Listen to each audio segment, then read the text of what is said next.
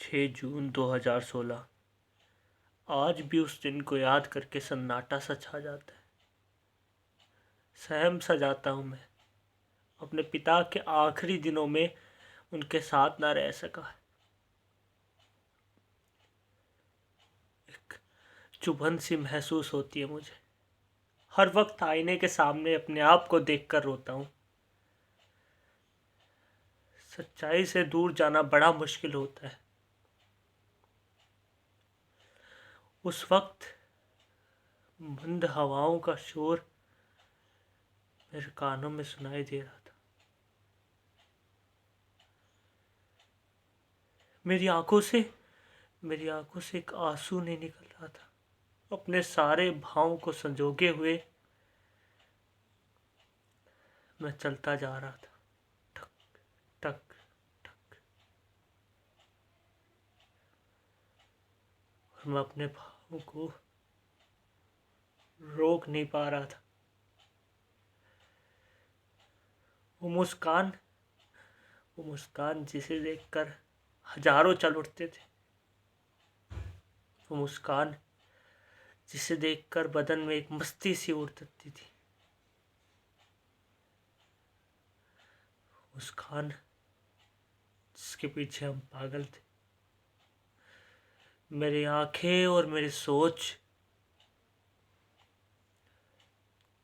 दोनों ही गायब हो चुके थे। अंधेरे में डूब चुके थे। मैं कुछ नहीं जानता था। अपने पिता को सामने देखकर मेरे दिमाग ने काम करना बंद कर दिया था। मैं समझ ही नहीं पा रहा था क्या करूं। सब जगह सन्नाटा, सुनसान, शांति। मैंने अपने आप को संभाला, आगे बढ़ने की कोशिश की। मैं अपने भावों को बयां नहीं कर सकता था। उस वक्त मुझे सिर्फ अपने सांसों की आवाज सुनाई दे रही थी।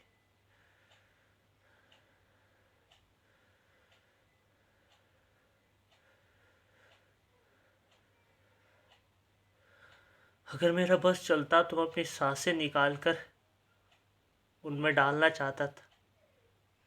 उनको जीवित करना चाहता था। उनके साथ एक और बार खेलना चाहता था। पर मेरी कोशिश हर बार नाकामयाब हुई। मैं मुझे समझ नहीं आ रहा था मैं क्या करूं।